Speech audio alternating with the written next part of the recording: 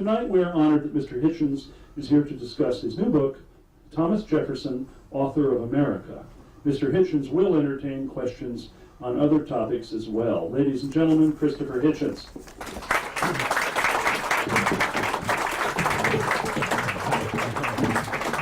Thank you, Dennis. Thank you very much, ladies and gentlemen, brothers and sisters, comrades and friends, if I can go that far.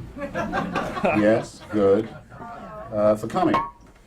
I should add that to the very fine list of compliments that Dennis just regaled you with, that I was recently called by Mr. George Galloway, a British Member of Parliament, a principal lobbyist for the Iraqi Ba'ath Party, and defender of the forces of jihad and profiteer from the oil for food scandal, that I was a drink-sodden ex-Trotskyist popinjay,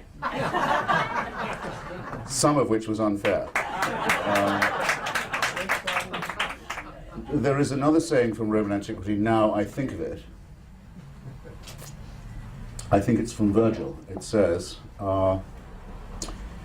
mutato nomine et de te fabula narrator. Change only the name, and this story is about you. And I include this in my study of Mr. Jefferson because it seems to me that anyone interested in the American experiment, the American Revolution, and in the multiple contradictions that arise from it, both personal and political, has to be interested in him. And since I know that people come to stores of this exalted kind not just to listen but to speak, and I'm counting on it, I'll be brief, and you'll forgive me my condensation, but I'll say why I think this applies and how, under just a few headings: the Enlightenment, the Revolution, war, and nation building, and slavery. Philadelphia in the late 18th century was not perhaps exactly 5th century Athens, but it was an extraordinary magnet for intellectuals and scientists and rationalists and philosophers. All of them, in my opinion, definable as men of the Enlightenment, and the Enlightenment definable simply like this: once people have worked out that God is not going to help you, that you're to that extent on your own. There may be a God, but he doesn't care about you. You have to take your own responsibility. That's what the Enlightenment means. Where religion ends, civilization begins, approximately. Once you've worked that out, then a huge number of things can happen all at once. I would instance just a few. Vaccination against cholera. Timothy Dwight, the great divine of Yale University, still celebrated by Christian Americans, denounced vaccination against cholera because it was an interference with God's design, which, if you believe in God's design, I presume it is.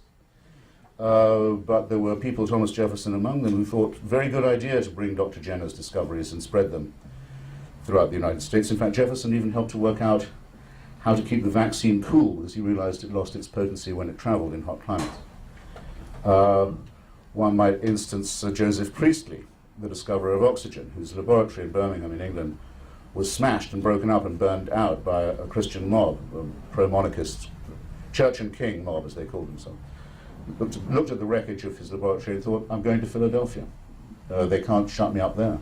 Thomas Paine came the same way, wafted across the Atlantic, carrying a letter from guess who? Dr. Benjamin Franklin. In some way, this extraordinary synthesis was occurring, and Jefferson was a very important part of it, and it was a question of taking, as I say, scientific and moral and medical responsibility. And it's perhaps no accident that it was in that atmosphere that the American Anti-Slavery Society was founded, with Mr. Paine and Mr. Franklin and Dr. Rush as among its earliest members. And one of the things that makes Jefferson hard to write about, especially in a short form, is that he takes part in this Enlightenment moment.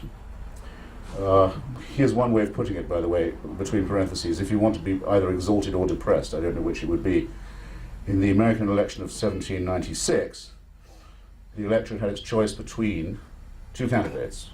One was the president of the American Academy of Arts and Sciences, and the other was the founder of the American Academy of Arts and Letters. The candidacies seem to have shriveled a bit since then, Not only that, under the 1796 rules, you could vote for both of them because the runner-up would be your vice president, and that's what the electorate did. It was a limited electorate, I will admit, but still, it had a rather handsome choice. Reverting to what I was saying about Jefferson, not only taking part in this extraordinary moment of the Enlightenment, not only rewriting John Locke when he came to compose the Declaration of Independence and changing life, liberty, and property, Locke's trivium or triad or troika of ideas, into a formulation that I know you don't need me to tell you about. Not only after that, leading Virginia through a very perilous period of Revolutionary War, then becoming Minister to France. When that moment begins, his ministership to France in 1787, he's almost continuously in power afterwards for 25 years. And that's before he founds the University of Virginia, and before he takes a razor to the New Testament to produce the Jefferson Bible, cutting out all the idiot that is fantastic or wicked or mythical or stupid or incredible, thus leaving himself with a very short edition, which you can now get from the Unitarian Church more or less for free. It's an extraordinary thing to have to try and comprehend in one life. You can write a short life of Abraham Lincoln, you can, or of George Washington, you can. You have to struggle to write a short one about Mr. Jefferson. My view is approximately this. The other day in Berkeley, it was decided to rename the Jefferson Elementary School for reasons I'm sure you can guess, comrades. How could Berkeley lower itself to have a school named after a slaveholder and adulterer? To Sequoia School, Sequoia Elementary. And I thought, I could get angry about this. I could try and be funny about it, after all.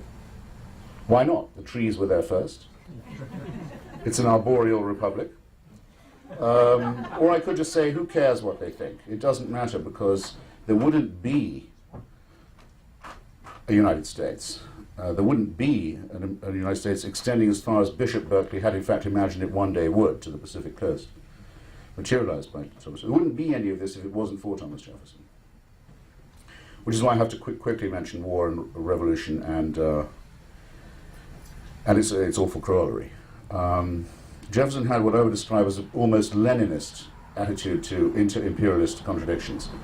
The United States was to the northeast coast of North America what Chile is to the southwestern coast of the southern cone, a long ribbon-like, literal, you might say, state or republic, trapped between the ocean and the mountains. The Andes doing duty for the Alleghenies in the case of Chile. Three great empires, the British, the French, and the Spanish, held most of the rest of the continent and the Caribbean, and the approaches to the Atlantic. And there was no reason at all to suppose that the American Revolution would survive in anything like its present form, unless someone could manage very, very coldly and rationally and cynically to manipulate the rivalries between Britain and France and Spain, and to wait for the moment when the essential thing had to happen, that the United States would get control of the Mississippi Basin. And only then could it become a serious country with its own rights to trade, its own rights to self-defense. And the ways in which Jefferson managed to manipulate this are most extraordinary. All of his sympathies were with the French Revolution. His sympathy for that was practically Leninist as well. He wouldn't hear a word said against it.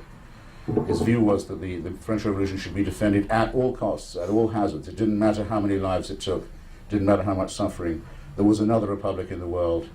It owed its ideas and its principles to the American Revolution, and it was a matter of something more than kinship and solidarity to defend it at all costs. This got him into tremendous political trouble. But when it looked as if the French might wish to continue to hold on to New Orleans, he sent his envoys to Paris and said, if you continue to do this, we will without hesitation make an alliance with the British Empire and the British fleet. We will turn on you because New Orleans and Mississippi matter more to us than anything else.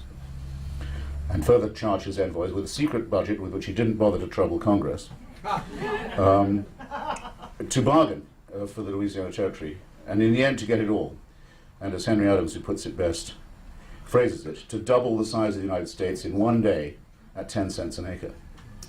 And that announcement was made in the Gazette in Washington, D.C. on the 4th of July, nicely enough. And later on that same afternoon, Messrs. Lewis and Clark received their commissions to embark for Pittsburgh and for the West on the same day. Because Jefferson wasn't just improvising, he had a plan for a long time. Lewis and Clark had been sent to Philadelphia. They'd been trained in cholera vaccination for Indians by Benjamin Rush.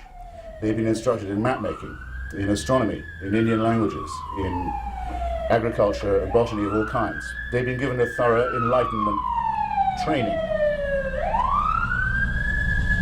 It was, in fact, the greatest Enlightenment project ever conceived, and on the day of the Louisiana Purchase announcement, as he sent them out, Jefferson was able to tell them, when you treat with and deal with the Indian monarchs and leaders who you will meet, and I urge you to treat with them with great respect, you will be able to tell them they already live in the United States. They owe no further allegiance to any empire, or any emperor, or any European monarch. And at that point it's become very clear that we will one day be sitting in La Jolla discussing this question. I can't say on the head of revolution that everything is positive or as intelligent. For example, the other great revolution inspired by American and French ideas in the hemisphere was the revolution in Haiti. I'm sure that Dennis will sell you, or if you can't do that, will lend you a copy of C.L.R. James's magnificent book, Black Jacobins. I've had it. The greatest. I also have his book on cricket. Excellent. He was the greatest writer from Trinidad ever produced, greater than my Paul, in my opinion. By far the best writer on cricket, and the great historian of the first black revolution and first black slave republic in history, which, under the slogans of liberté, égalité, fraternité, destroyed a French fleet and a French army and ruined Napoleon's plans for the region. Jefferson dreaded this revolution because he thought it was a slave revolt that could spread to the Carolinas and to Georgia, but it was in fact that revolution that so broke Napoleon's will that he was willing to sell Louisiana. So everyone here owes a debt that they probably don't acknowledge, and I bet have not been taught in school, to the slave rebels of Haiti, without whom revolutionary ideas would not have spread to the point where the United States could have been born. This is what it is to study history. This is what it is to understand dialectics, it seems to me. Nation building, war, revolution, yeah, I've at least touched on them. And the Enlightenment. Now, one can't now avoid the question of slavery. At every step of this extraordinary business, oh, and I should just mention one more thing. Jefferson is the first president to send the United States to war. He's been brooding for 20 years on the necessity to punish the Barbary states of North Africa, as they're vulgarly known. That's to say the member states of the Ottoman Empire on the west coast of Africa, now known as Algeria, Morocco, Tunisia, and Libya, who supplied themselves and kept themselves going by the forcible impressment of sailors, the kidnapping of slaves, and the capturing of ships and cargoes. The best modern historians now estimate that between about 1650 and 1812, upwards of 1.5 million European and American slaves were taken by this system, which justified itself from the Quran, saying we are entitled to enslave infidels and to take their property, and kept in the most appalling conditions, and of course prohibited the free trade in the Atlantic approaches, Straits of Gibraltar and the Mediterranean. Jefferson had wanted for many, many years to put an end to this system, and as soon as he was president, again without consulting Congress, sent the fleet and told them to bombard the Barbary capital cities until they gave it up, which they did. He didn't tell Congress until the fleet was so far away that it was beyond recall. It wasn't exactly a regime change policy, but it was a regime behavior modification policy. And meant that by the time of the War of 1812, there was a serious American Navy capable of taking on real enemies in distant waters. And of course, as you probably all do know, it was the first time the US Marine Corps was ever sent overseas, and that's why the first line of the Marine anthem is from the halls of Montezuma to the shores of Tripoli. And I mention it because that was at least one slave trade that Jefferson put down. We can thank him for that much.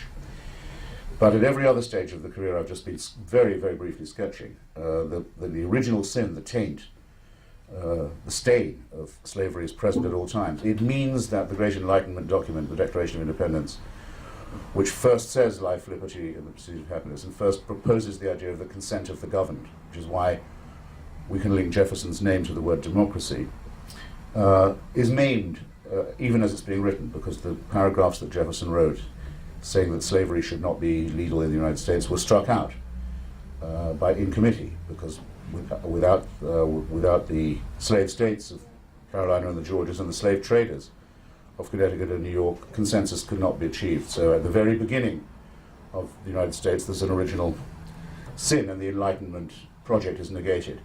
When Jefferson purchases Louisiana, an idea that he may well have got from Thomas Paine, who had certainly been a long advocate of it, Thomas Paine and Joel Barlow and other friends of his go to him and they say, Mr. President, we can start again now. We've doubled the size of the country, at 10 cents an acre at that. We can begin again without slavery. Don't import any slaves to Louisiana, Mr. President. Don't do it. Send instead some thrifty German settlers and farmers. They'll make this desert bloom. But Jefferson is in such a hurry to get the sugar cane cut,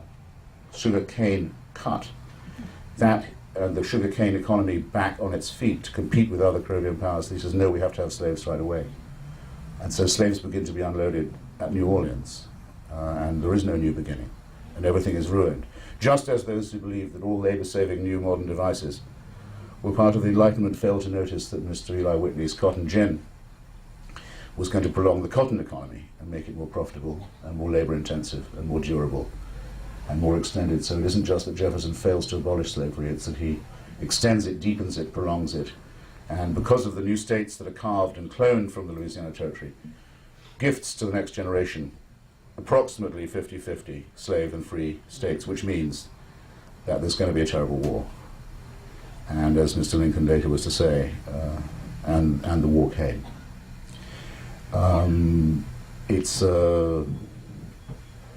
Stein also, not just on his nation building, not just on his Enlightenment project, not just to comment on his war policy, not just to comment on his brilliant handling of foreign policy, but it's also Stein, as everybody now knows, on his own private life. People may differ as to whether it was nastier of him to screw Sally Hemings or to own her. I think owning her was worse, myself, but the moralists would say that having sex with her was worse than owning her. Whichever it is, and she was his wife's half-sister at that, so you know what life was like down on the old Charlottesville plantation. His wife and his mistress had the same father.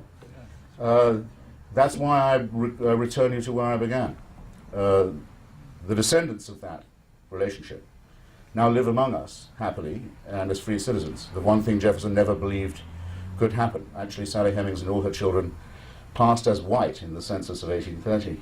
And you can get a wonderful book now, pictures of all the descendants from both sides of Jefferson's family. But we have not, I think, by any means reached the point where these matters don't have to trouble us anymore. So, distrustful though I am of the idea that the personal is political, normally whenever anyone says that, you know there's some hysterical bullshit about to follow. There is a sense in which it is true, and there is a sense in which, yes, this story, the story of Thomas Jefferson, is about you, is about all of us, and will stay with us for the rest of our days. And so with that, I'm very grateful for your coming, and I'm all yours. Thank you.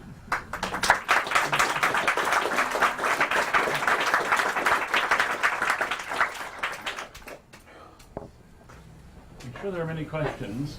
I have a question, Christopher. Sir? Yes, do light up and use one of those mugs as a trayer. Not the one with the whiskey in it. Or flip it, no, or flip it on the floor. Inasmuch as we live in a science-rich environment here in La Jolla with the Neurosciences Institute, the Salk Institute, etc., can you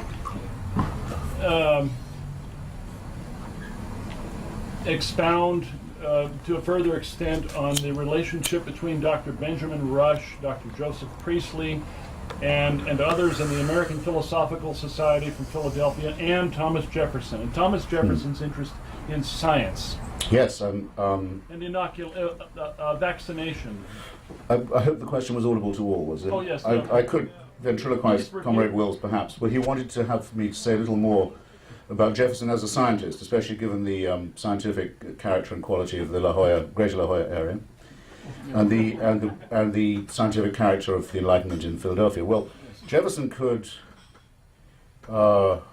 designed his own plow, one that would turn the soil deeper and better and faster. He spent a lot of his time trying to bring Virginia wines up to snuff with graftings and cuttings. Still hasn't quite worked, but it's a lot better than the Connecticut Chardonnay, I can tell you that. when there was a detail in a treaty between America and France about whaling and whale oil and how to deal with it, this will upset some people I know, but the facts must be faced, he decided to write a treatise on whaling all by himself, just to determine what the economics of whaling were. As I say, he was very keen on inoculation. He's a great botanist, and his notes on the state of Virginia count as one of the very first studies of the American ecology and archaeology and, so to speak, bedrock ever written. And he had a great debate with the fantastic French phony, the Comte de Buffon, who was considered then to be the greatest paleontologist of all time, and who believed that the atmosphere of the United States could only produce pygmies and cretins and slaves, and that even the Native Americans were racially inferior and so forth. Well, Jefferson, in his debate with de Buffon and in his notes on the state of Virginia, rallies tremendous scientific knowledge, but there's only so far he can go. If you want to think of Jefferson in another tragic dimension, you can think like this. Abraham Lincoln and Charles Darwin were born on exactly the same day. Pure coincidence, with no significance, but somehow interesting. I would say Darwin was a greater emancipator than Lincoln, myself. But these people, living at the end of the 18th century, were living well into it, actually. I mean, Jefferson was alive when Darwin was born, had no idea of what was coming. They couldn't see as far as the next horizon. And so a lot of what they write fills them with a sense of pathos. In his argument with de Buffon about the mountains of Virginia and the rock formations, neither of them can work it out. How did the shells get so high up on the mountaintop? How did they get there? They don't know. They don't know that deism is a fallacy, because it's the best they can do. Maybe there's a God who doesn't intervene, but it's it's as far as we can go. Maybe, Jefferson speculated on this a lot, maybe people from Africa are of a different species, and that's why they're so biddable, that's why they take to slavery so easily. He hoped it wasn't true, but I think he suspected that it was true. So he's living in the age of pseudoscience, he's living in the age of alchemy rather than chemistry. But as far as he could go with what scientific equipment he did have, whether it was studying balloons for transport, not for war, or vaccination, he did push it, as far as I can see, as well as a man of the Enlightenment could do. And so we who stand on the shoulders of giants should be careful of being too, dare I say, judgmental about people who were doing the best, but still lived in an age of religious barbarism and ignorance and stupidity.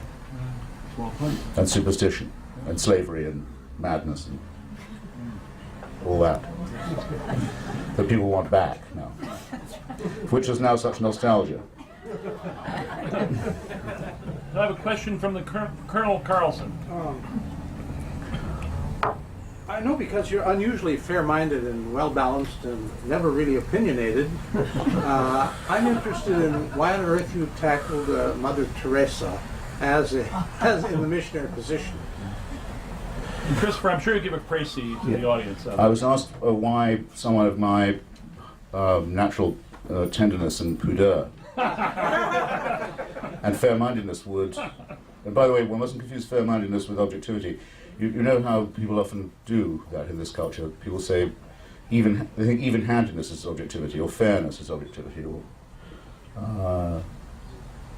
putting both sides. There's not. Objectivity is the search for truth, even if it leads you to unwelcome conclusions. It's nothing at all to do with impartiality. But none of these things apply in the case of Mother Teresa, because it's a simple matter of record that she was a fanatic and a fundamentalist and a fraud.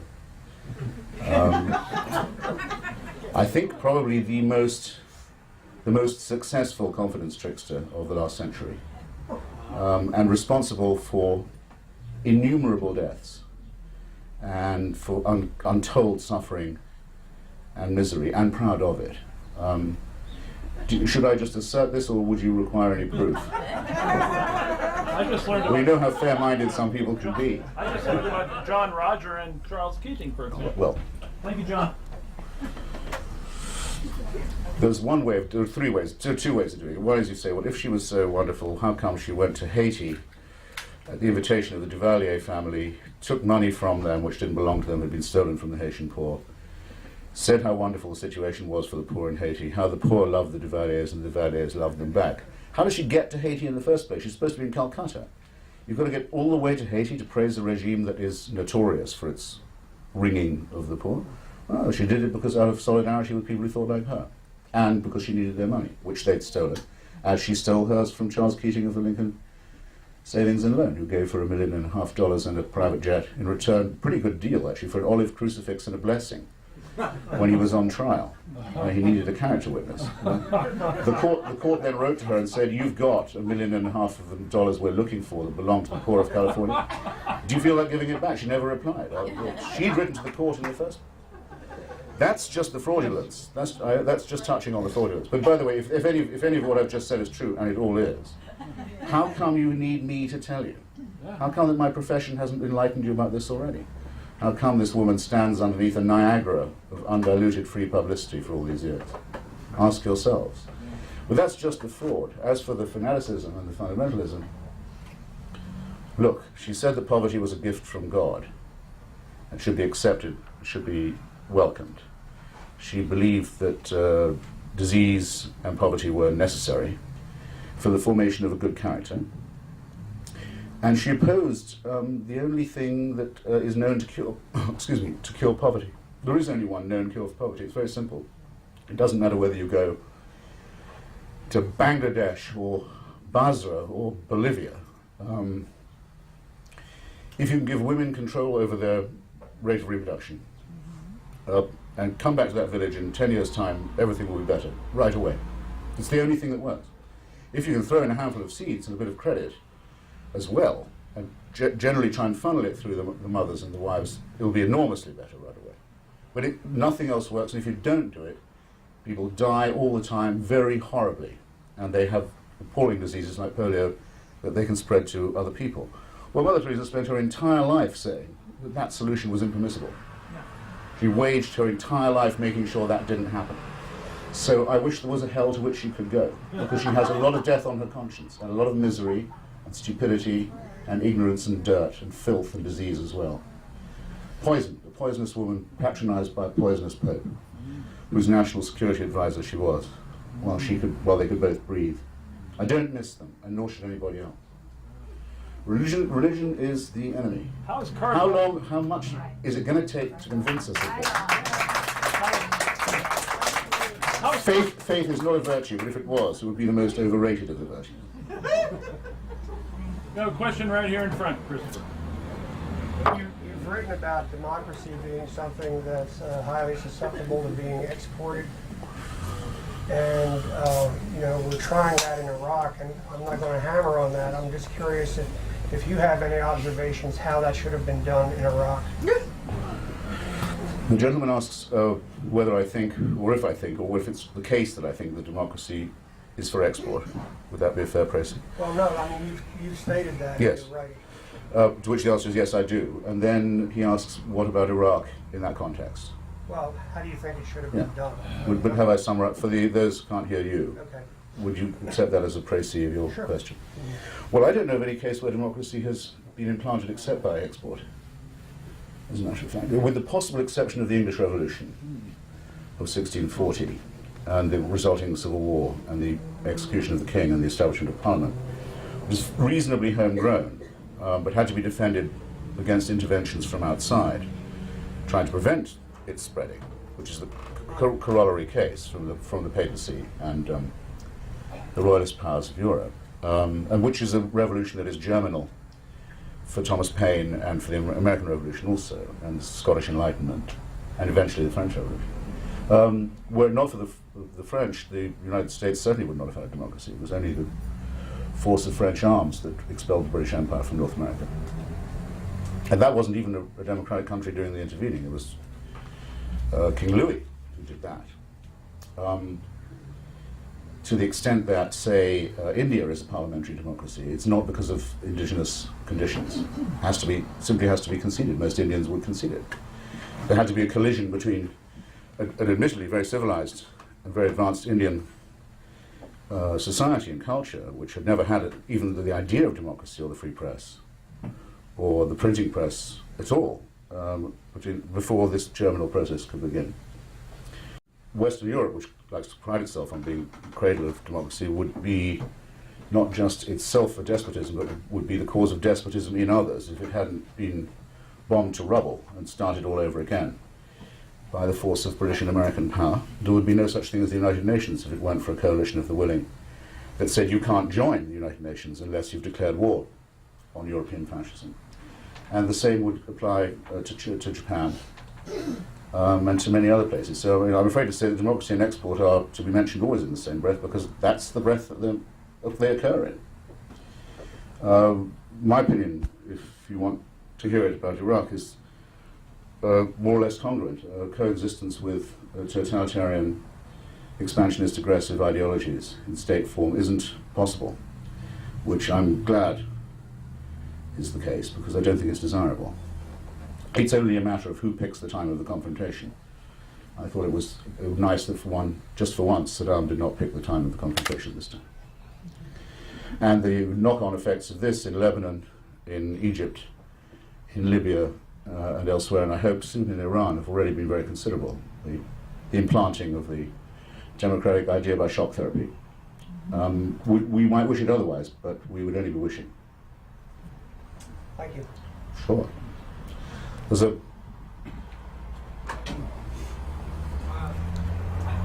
I'm moved to ask you about Orwell's Lesson for Our Times, but I also need to ask you about Hillary Clinton's possibilities in the next presidential cycle, and so I'm just wondering if you could construct an Yes. answer that would address both of those. Look first upon this picture and on this. You remember how Hamlet says? Look first upon this picture and on this, Hyperion to a satyr. So we go from the sacred to the profane. Actually,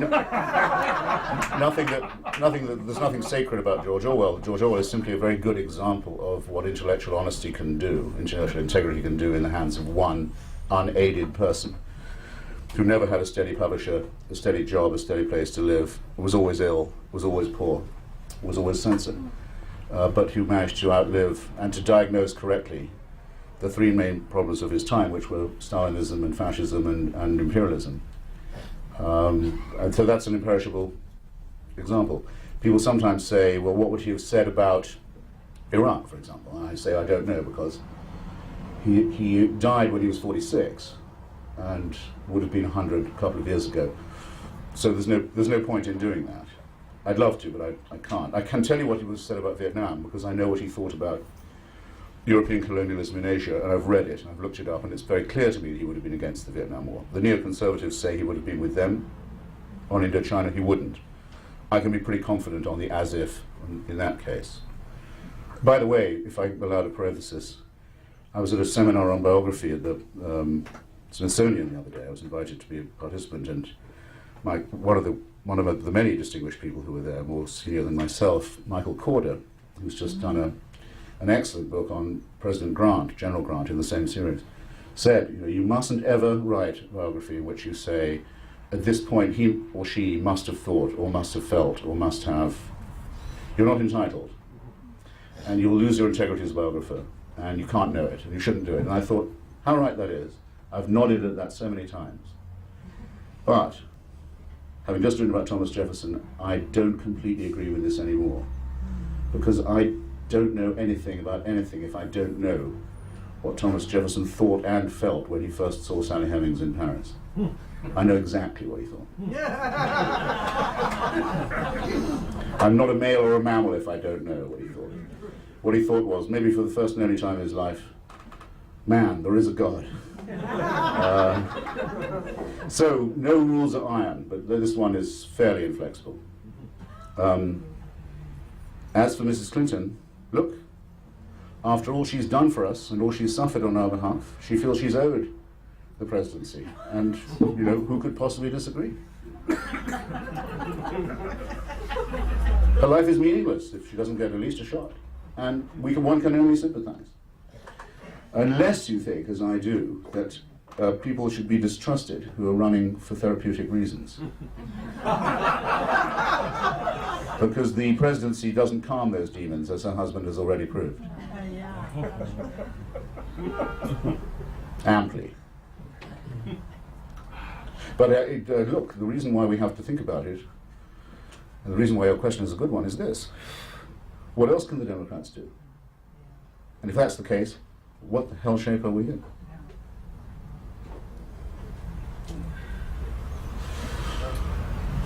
It would be invidious if I pointed to questioners, I think, because... You point to whomever you wish, Chris. well, how do you know I haven't seeded the room with members of my immediate Of family? your family. That's what you Yeah. said at the Virginia story, yes. No, but he's not a member of your family. This chap right here. Sir, How has your perceived ideological shift affected your social life?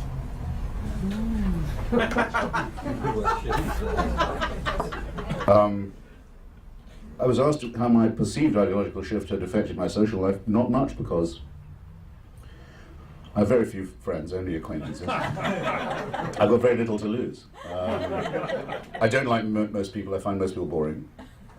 It's easy to turn one's back.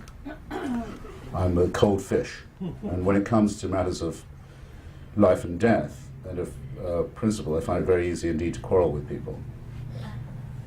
So I don't ask what they think of me. I sometimes wonder what, if they ask themselves what I think of them, but I'm at pains to tell them, to dissolve any doubt.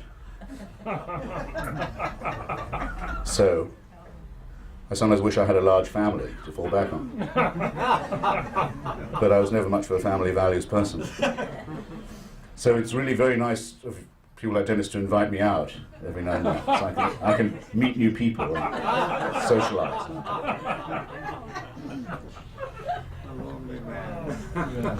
I said the other day, in answer to a question not unlike this, I said, look, I don't want to be loved. And I suddenly thought, that's the most ridiculous thing I've ever said. I terribly want to be loved. I need to be loved. But I don't need to be liked. I don't need to be popular. If you see what I mean. Go for the gold standard while you're at it, as well. Do justice and let the skies fall. Ruat Kylo. Yeah. Yes. What have you done to your women in this town? Is it going to be all chaps all the time? What have you done to them? Ah, suddenly the chicks. Well, okay. I was too shy to look. Western Europe. What is the future of Western Europe? Germany, France, Sweden. It's too broad a question, ma'am, if you don't mind my saying so. I was asked by the lady, what about the future of Western Europe? Could you not put a more rem aku tetagisti? We're all breaking into ancient languages this Yes, evening. that's right. Put a bit more of a needle into that, perhaps. Not just for my sake. Because a boring question can get a boring The answer. future of socialism over there, it seems that they're not going to be able to afford their government. They're not going to be able to sustain their way of living. And it seems that some of the people in our government are thinking that that is a good way to do things, and would request more of the workers of the United States to pay more to the people that don't work quite so much. And, Yes.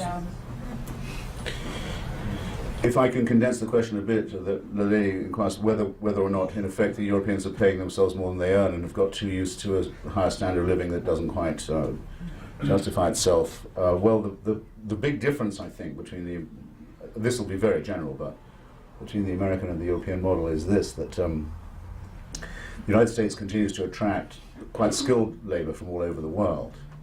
We get the best, often, from places like Vietnam and Korea, Philippines and so forth, and indeed from countries to the immediate south of here. With Europe, which has a continuous need for more labor, they come up against skilled, very entrenched craft unions who don't really want new proletarians on the scene who might outbid them. So it's not a matter of the employers, it's much more a matter of the unions and what they've become used to with long holidays, a lot of welfare and so forth. Which means, to answer your question about socialism, that the socialist movement is dead by definition because it's rich workers disliking poor ones. And that's not exactly proletarian internationalism. The second thing is that most of the immigrants from Western Europe, who want to make up this deficit, come at the moment from Muslim countries. And everybody knows that there's a possible trapdoor underneath that apparent free gift of cheap labor. And I don't think I need to state it any more dramatically than that. The hope was, until recently, that this deficit would be made up in another way from Poland, the new countries, the former communist countries of Eastern Europe. But it's a bit of a race between those two things. But I think social democratic welfarist Europe is pretty much finished, except for the British Labour Party's model. I'm a great admirer of Prime Minister Blair, who's managed not only to be an internationalist, in my view, and to fulfil Britain's internationalist responsibilities to countries we have treaties with, like Sierra Leone, Iraq and Afghanistan, so we won't let you be taken over by gangsters, or run by gangsters anymore. But has also achieved something never been seen in Britain since the Second World War, as a full employment economy and a very high rate of spending on welfare and a huge surplus. While doing all this, it's really quite a remarkable thing. So I'm quite proud of my membership of the British Labour Party, which goes back now quite a long time. Bring it on. In light of the recent bombings in London, how do you think Tony Blair is going to react to this? Do you think he's going to... They're asking them to remove their troops from Iraq. Do you think the bombings will strengthen his resolve, or do you think he's going to take some notice? Excuse me. If you don't smoke, you should really take it up. Before it's too late.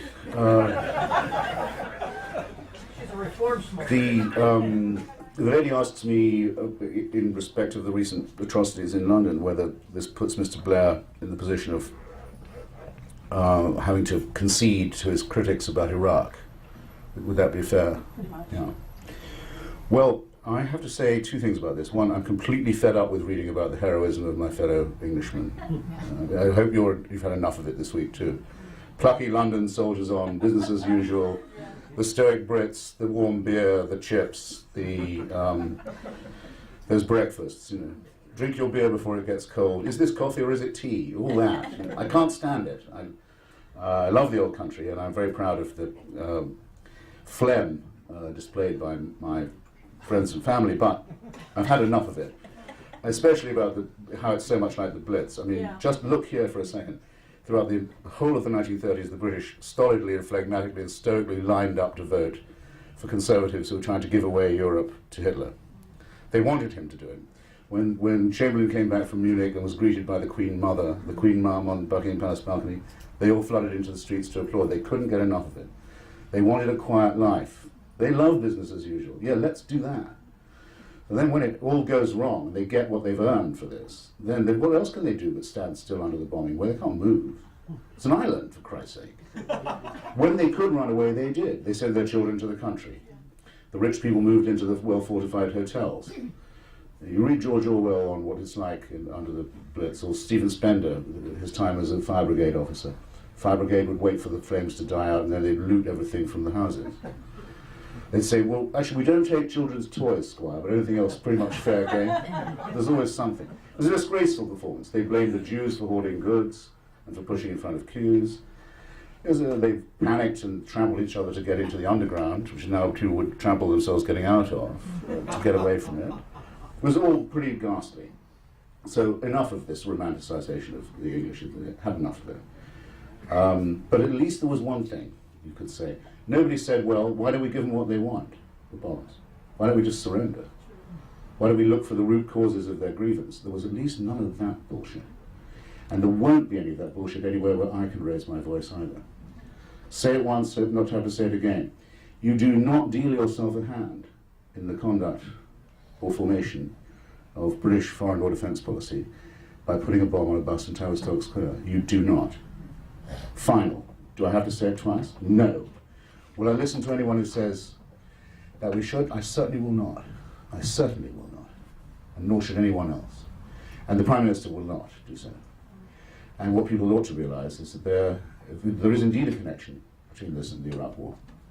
The same people did this at King's Cross and Edgware Road and Aldgate last week, who last Friday blew up 24 school children in Baghdad. Yes, of course there's a connection. We're fighting the same people. And they will rue the day. We will outlive and outkill and outfight them. They say they prefer death to life. Maybe they do. If they want to be martyrs, we're here to help. But our love, really here to help, but our love for London will outlive their hatred and their love for death, believe me. Hear, No hear. question about that. Hear, hear.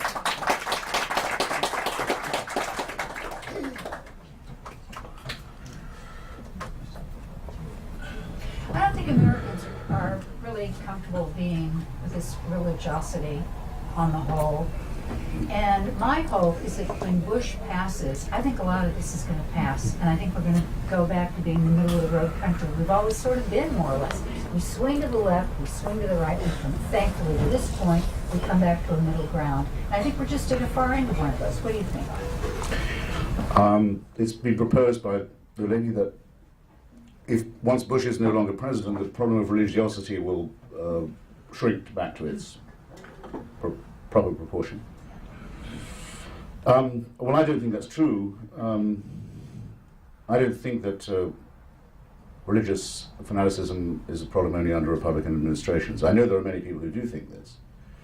And I know that the Democratic National Committee can always count on shaking the trees and getting an extra few million from Jewish voters by scaring them with the spectre of Pat Robertson. And I've become bored by this over the last 25 years. Pat Robertson either is or is not a problem. He's not a problem only when George Bush is president, excuse me.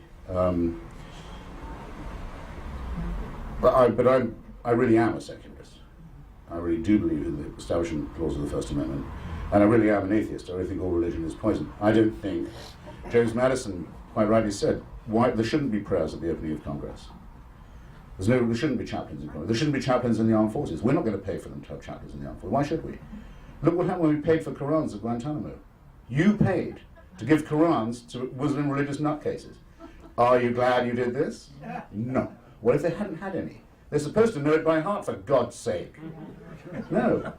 It says that there may not be any establishment of religion by the government. That's what it says. And it's said in such a form that there's no wiggle room. They shouldn't say, God we trust on the money. All of this. Mr. Clinton shouldn't have gone around every day when he was up against it in the courts with Jesse Jackson and Billy Graham, two of the greatest frauds of the contemporary scene. It was disgusting that at the service at the National Cathedral in Washington, my hometown, where we were burying our dead in the dead of New York, Billy Graham is invited to give the invocation as he would have been by any president since Truman, and said, those we have lost are now in paradise and are happy and would not come back to us even if they could. Bin Ladenism in the literal form. He knows how to get to paradise, and he knows what it's like when you get there. Obscene and disgusting thing to say, and who, I mean, unless New York has changed a lot since I was there last, not everyone who's killed there randomly dies in a state of grace. Did you know, till you read those obits in the New York Times, how many saints there were in the city? I don't believe a word of it. Now, one woman I know, the wife of the senator, walked out at that point. Only one. Quietly, she got up, so I'm not listening to any of this crap.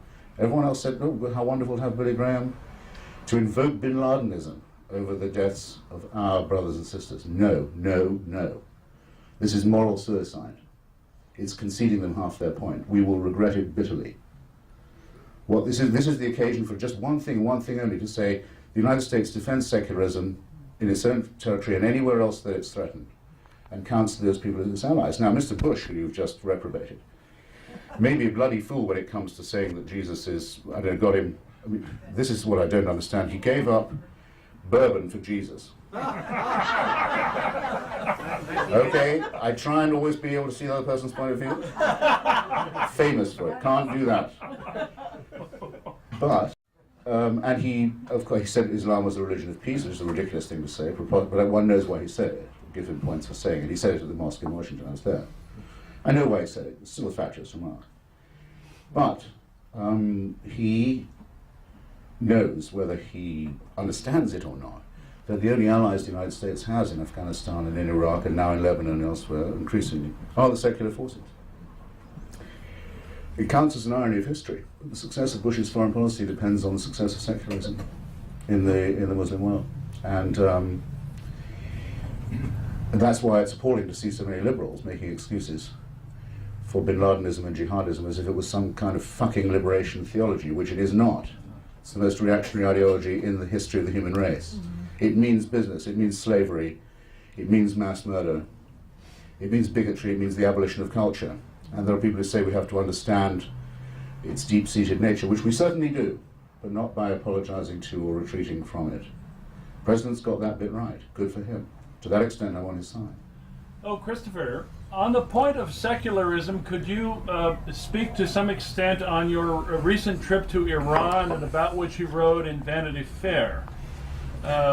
Yes, our host asked me to say what I found in Iran when I was there. I've now become the only writer to have been in the last, in the century, let's say, the last 4 years, to Iran, Iraq, and North Korea. So you can ask me any Axis or evil question that you like. And I keep thinking, there must be some money in this somewhere.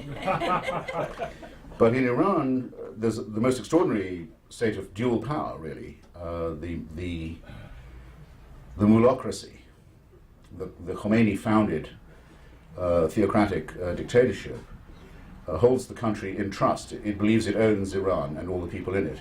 It operates on a theory of government that's called the Vilayat-i-Faqih, which is the trusteeship of the clergy. The clergy are everybody's parents. They own the country. They are the parents of everybody in it. They decide who can run for election and who can win. They decide what can be published and what cannot. They have a simulacrum of an open society. But it's a bogus system, and when it's challenged, it resorts to violence and sadism. And it still considers, of course, 50% of the Iranian population to be beneath contempt. That's the state of the female half.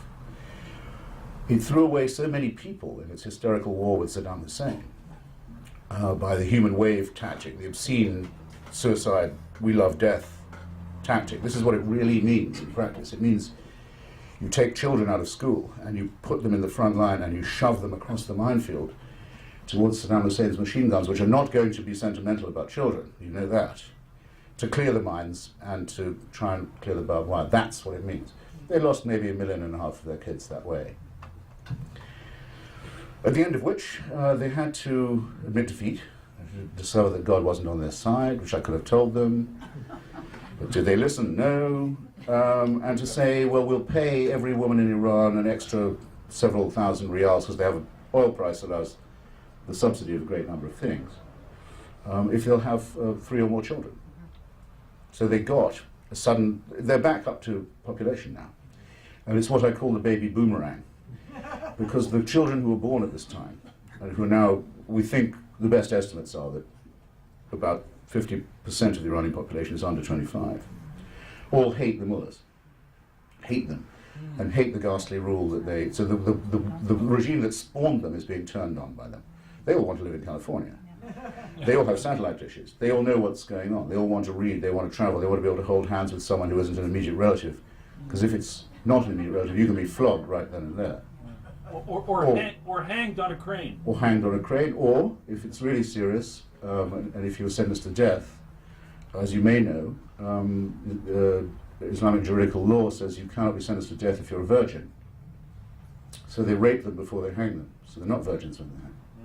Okay. Believe me, all this goes on. Bear it in mind the next time someone tells you to know what their grievances are. That's what their grievance is. There are unveiled women around the place. East Timor has been freed from Indonesian control. That's their grievance. Just, yes, by all means, study what their grievances are.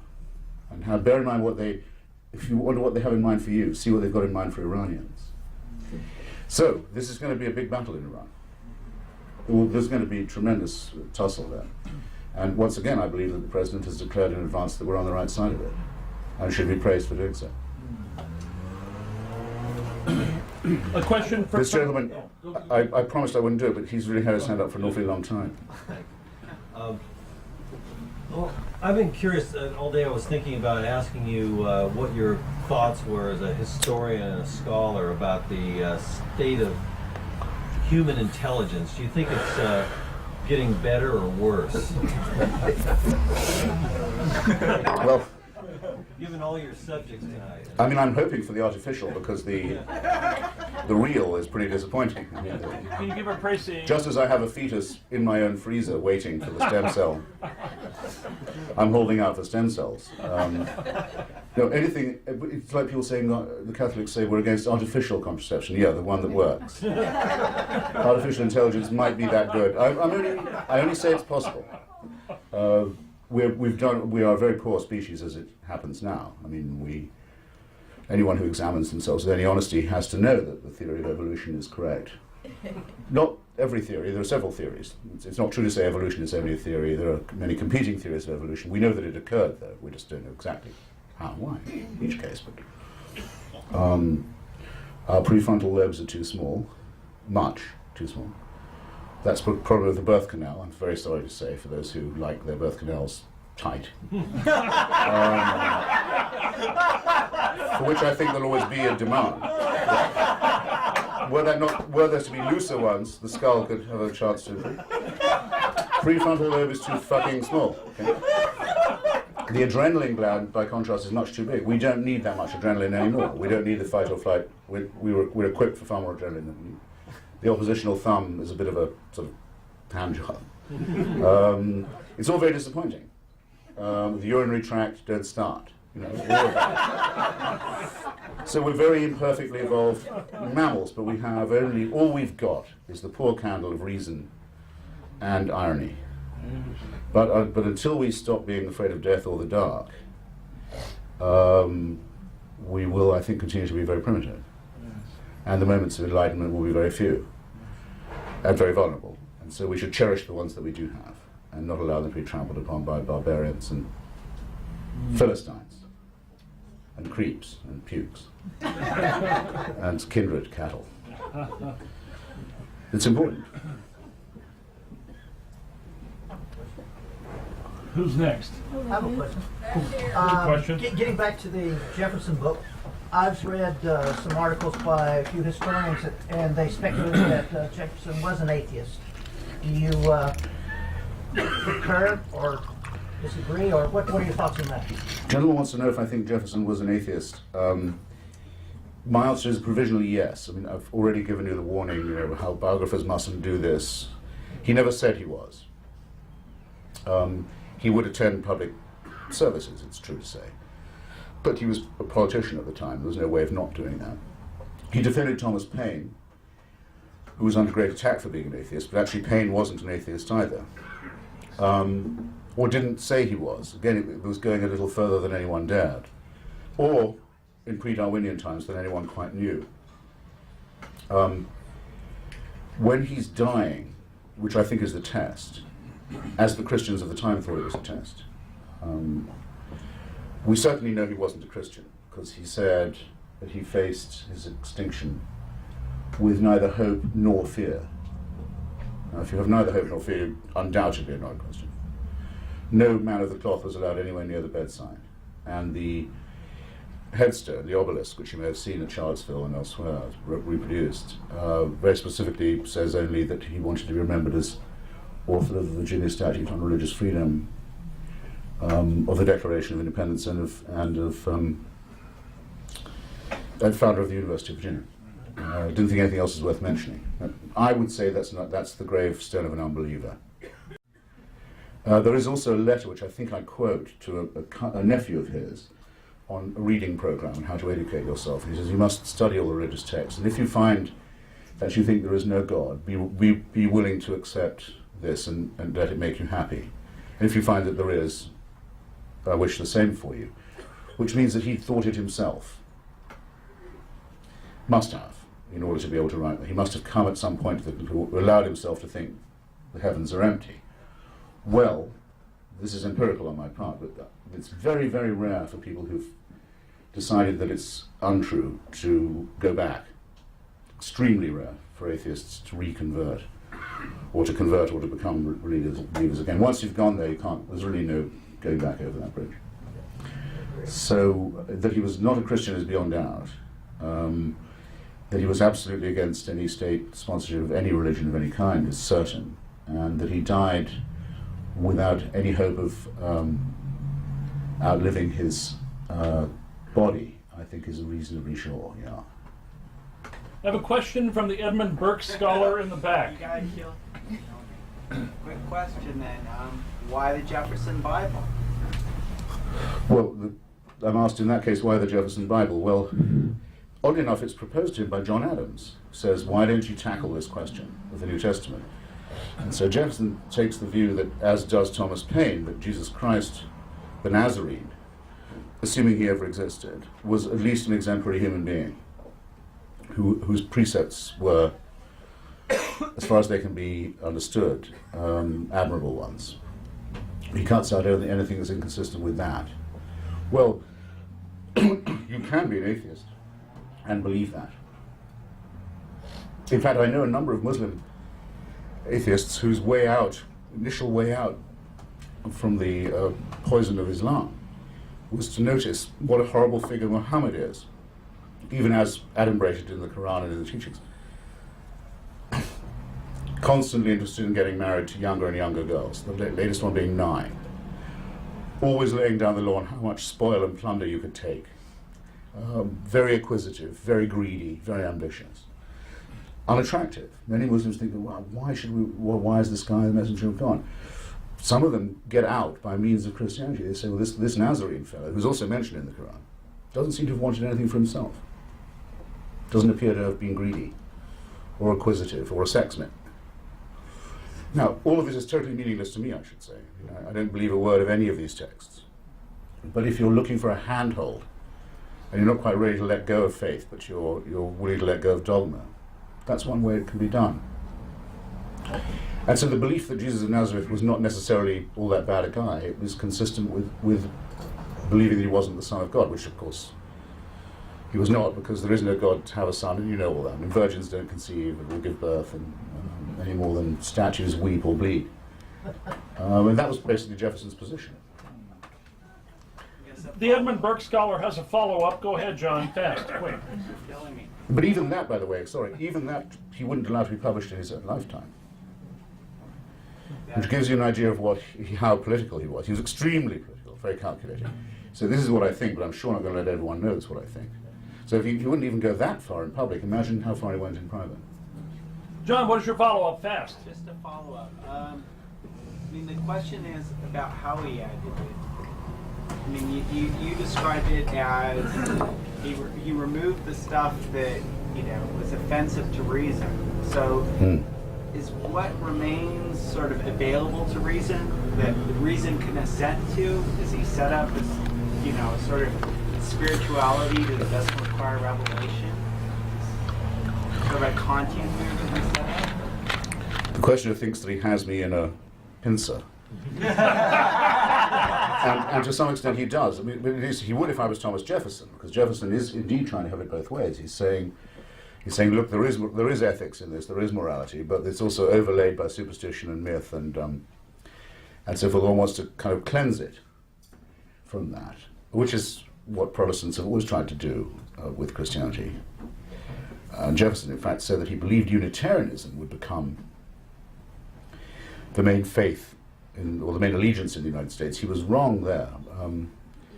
But something like Unitarian belief, I think, is now very, very widespread, as is Reform Judaism. A sort of non-religious, ethical spirituality is very, very widespread, far too much so for my own taste. But I don't think this circle can be squared, if that's your question to me, because much of the advice given in the Bible is flat out immoral or amoral.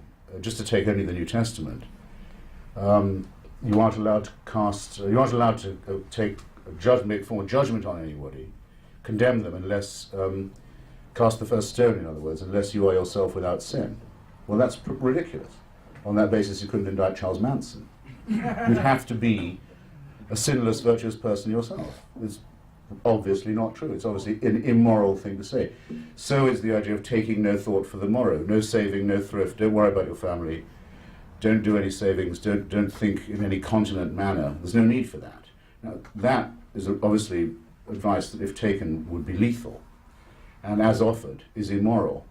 But it only makes sense if you think, as the speaker evidently did, that human life wasn't going to go on for very much longer. That he and or his father would return very soon, so there wasn't any point in looking after your children or planting next year's crops or thinking about the future or building or anything of this sort. This is what's now called, in our mad Christian culture, pre-millenarian dispensationalism. There's no point in caring about the forests or the oceans or the atmosphere, because it isn't going to matter for very long. I regard that as an obviously self-evidently evil doctrine, on all fours with jihadism. It doesn't deserve to be protected by the definition of it being a Christian thought. That only makes it worse. Oh, Chris, We're making a rod for our own backs. Anyway, Jefferson, as I said, born in the pre-Darwinian Dark Ages, wasn't quite able to reach out and grasp our nettle. there's another chap over here to your right with his hand up. I'm curious, what's your take on the state of the press in the United States? And also, do you have any thoughts, and I'm curious if you read any blogs and what your thoughts are on them, some call them the hope for citizen journalism and all that. Curious what your take is on that. The gentleman asked what I think of my profession, journalism, at the present, Thank you, my good man. and whether I think that the blogging, the rise of the blogger, is that of the citizen journalist. Was that a fair summary? Well, I became a journalist because I didn't want to have to rely on the press for information. And I'm very sorry for people who do think that that's what they're getting when they buy the New York Times in the morning. I only read it to make sure that what everyone else thinks is going on, because it's useful to know what people think is the news. And none of my sources are from the press, and I don't watch the television at all. And yes, from bloggers and their allies, I get most of what I think I need to know. And I'm very happy at the possibility, well, the evident likelihood now, of the decline of the networks and of the flagship newspapers, which seem to me to be just engines of reassurance and consensus and bad writing, poor English. Let them all die, I don't give a damn.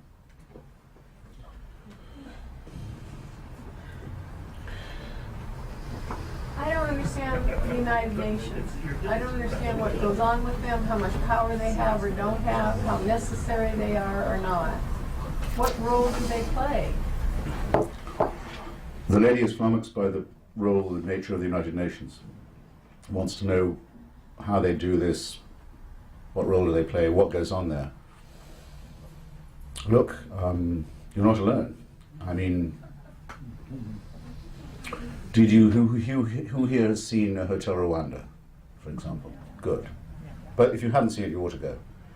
It's actually, it gives you about 10% of what happened in Rwanda, but it's a pretty solid 10%. The general, who's played by an odd choice, but it's Nick Nolte. His name is General Romeo Dallaire. He's a Quebecois Canadian.